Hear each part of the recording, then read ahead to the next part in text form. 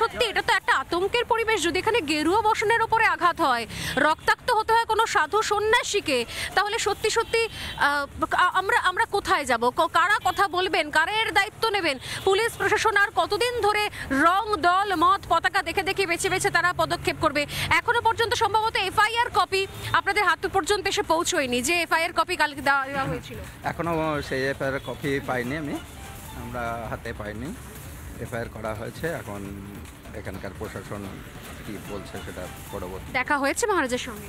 হ্যাঁ, মহারাজের সঙ্গে দেখা হয়েছে। মহারাজের সঙ্গে দেখা হয়েছে। উনি তো ট্যাচারে করে যাচ্ছিলেন এমআরআই করার জন্য, সেই সময় এক ঝলক দেখা হয়েছে। কি মানে মানসিক অবস্থা, যে গলাতেও এই মুহূর্তে হিরণ্ময় মহারাজের একটা লকেট আমি দেখতে পাচ্ছি।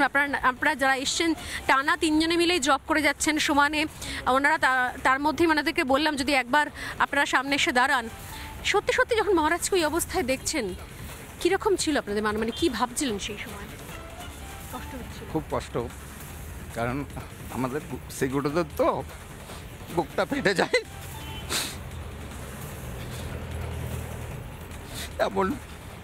এমন দুষ্কৃতীরা এইভাবে গুরুদেবের উপর আঘাত হানবে এটা কল্পনা করতে পারি না আমরা। আমাদের যন্ত্রণায় বুক ফেটে যাচ্ছে, কিছু ভাষা মুখ দিয়ে বেরোচ্ছে না। আমি এসছি সোনামাত্র কৃষ্ণগর থেকে, কালকে সকালেই ছুটে এসছি, ঘাটালে গেছি, ওখান থেকে দাসপুর থেকে তমলুক থেকে এখন এই থেকে আসছেন আপনি? আমি কৃষ্ণনগর থেকে এসছি। কৃষ্ণনগর থেকে এসছেন? হ্যাঁ। খাওয়া দাওয়া হয়েছে? হ্যাঁ, কিছু ফল টল পেলাম। সারা রাত ধরে ওনারা অপেক্ষা করছেন, ইনিও এসছেন। হুগলি থেকে। আপনি কোথা থেকে এসছেন? হুগলি, নালিকুল তারকেশ্বর লাইন, ওই রোড থেকে। কেমন দেখলেন? দেখে কি মনে হয়? বাবার সঙ্গে আমার এখনও সাক্ষাৎ হয়নি। এখনো হয়নি? না, আমি আজকে এসেছি সকালে, তবে দর্শনের জন্য অপেক্ষা করছি। খুব কষ্ট হচ্ছে আমাদের, কারণ উনি আমাদের গুরুদেব। আমাদের মানে বলে বোঝাতে পারবো না যে কতটুকু আমাদের যন্ত্রণা হচ্ছে। উনি তো আঘাত পেয়েছেন, কিন্তু ওনার আঘাতটা আমাদের যে কতটা মানে গুরুদেবের উপর আঘাত মানে আমাদের স্বয়ং ভগবানের উপর আঘাত করা। শ্রীকৃষ্ণের অঙ্গে আঘাত করেছেন। এই আঘাত আমরা কিছুতেই সহ্য করব না। আমি মানসিক অবস্থা বুঝতে পারছি। এখানে আপনারা এসেছেন অনেক দূর থেকে। কোথা থেকে এসেছেন আপনি? সুন্দরবন থেকে এসেছি, হেলগাছ থানা। কখন এসেছেন? কাল 10টার সময় ফোন আসে আমার কাছে শ্রী গুরুদেবের অবস্থা শুনে। আমি কাল 10টার সময় বেরিয়ে গেছি গাড়ি নিয়ে। আমি এখান থেকে গাড়ি নিয়ে ঘাটালে চলে গেছি। ঘাটাল থেকে বসবো, তারপরে আমরা হসপিটালের নাম কি পরে হসপিটাল তমলুকে গিয়েছিলাম। ওখানে দর্শন পেলাম না। ওখান থেকে আমরা সোজা এখানে শুনলাম যে এখানে এসে দেখা হয়েছে। এখানে আমি সকালে দেখা করলাম, কাল রাত্রিতে দেখা করেছিলাম। বাবার সঙ্গে ঠিক মতো কথা হয়নি। আজকে সকালে দেখা করলাম, ঠিক কথা হলো, কিন্তু সেইভাবে কথা হলো না।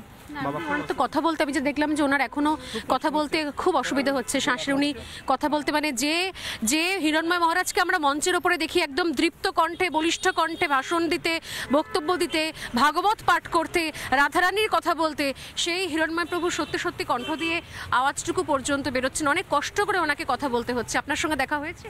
আমার সঙ্গে দেখা হয়েছে, কালকে দেখা হয়েছিল, আজকে সকালেও দেখা করতে গেছি। আপনি কোথা থেকে আসছেন? আমি সুন্দরবনের হিঙ্গলগঞ্জ ব্লক থেকে এসেছি।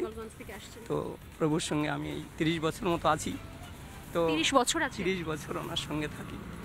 কিন্তু এই যে বিপজ্জনক অবস্থা, এই যে বর্তমান সরকারের যে পরিস্থিতি, আমাদের যে সনাতনী ধর্ম বেঁচে থাকার যে মানুষের নিশানাটুকু এরা কেড়ে নিতে চায়। ধর্ম আচরণ কি বলবো, মানুষের জীবনযাত্রা, মানুষের যে বর্তমান সমাজে বেঁচে থাকার ন্যূনতম যত কিছু প্রয়োজন সব কিছুকে যেন এরা ধূলিসাৎ করে দিয়ে চাটুকারিত হয়ে থাকো। তার জন্যে যতটুকু যা প্রয়োজন, যেখানে যা মানে প্রশাসনিক ব্যবস্থা দিয়ে হোক, কোনো রাজনৈতিক ক্ষমতা দিয়ে হোক, কোনো পুলিশ ব্যবস্থা দিয়ে হোক, সেগুলো রাতের অন্ধকারে সন্ত্রাস সৃষ্টি করে হোক, সব কিছু দিয়ে এরাকে নিজেকে স্বার্থ কায়েম করছে। খুব সঠিক কথা। আমি বারবার করে বলছি না যে আসলে সবটা যাচ্ছে হচ্ছে কোথাও প্রশাসনের দিকে, পুলিশের দিকে, পুলিশের ব্যর্থতার দিকে। পুলিশ কি করবে? পুলিশের কি কাজ? পুলিশের কাজ কি সত্যি সত্যি রং দেখা, ধর্ম দেখা, দল দেখা, পতাকা দেখা? এটা তো পুলিশের কাজ নয়। পুলিশ নিরপেক্ষভাবে কাজ করবে। যদি কেউ অন্যায় করে, অপরাধ করে, যদি কেউ এই ধরনের সন্ত্রাস সৃষ্টি করে, যদি কেউ এই ধরনের অত্যাচার করার চেষ্টা করে, রাতের অন্ধকারে আঘাত করার চেষ্টা করে, তাহলে পুলিশ বলছেন তৎক্ষণাৎ উচিত স্বতঃপ্রণোদিত ব্যবস্থা নেওয়া।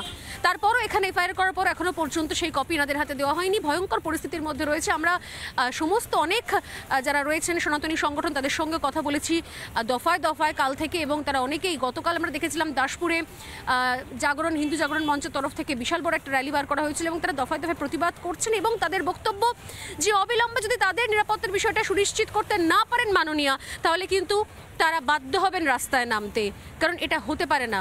এ দেশটার নাম ভারতবর্ষ, এটা ধর্মনিরপেক্ষ দেশ, আমাদের সংবিধান রয়েছে, আমাদের সংবিধানে প্রত্যেকের ধর্মাচরণের অধিকার রয়েছে এবং সেখানে পুলিশ প্রশাসন বলে কিছু একটা রয়েছে। অতএব যা খুশি তাই চলতে পারে না এখানে এই রাজ্যে। অনেকেই বলছেন যে আমাদের এই রাজ্যটা বাংলাদেশ হয়ে যেতে পারে না, আমরা সেটা মানতে পারবো না। আমরা প্রত্যেক মুহূর্তের আপডেট রাখছি এবং একই সঙ্গে প্রত্যেক প্রতিক্রিয়া, প্রত্যেক মুহূর্তের আপডেট কেমন রয়েছেন হিরণময় গোস্বামী মহারাজ, সেই খবর আমরা তুলে ধরার চেষ্টা করছি। মীনাক্ষী। নানা ধরনের কন্টেন্ট দেখার জন্য লাইক করুন, শেয়ার করুন আমাদের ফেসবুক পেজ, সাবস্ক্রাইব করুন আমাদের ইউটিউব চ্যানেল। পাশাপাশি অন্যান্য ব্রেকিং নিউজের জন্য অবশ্যই চোখ রাখুন রিপাবলিক বাংলায়।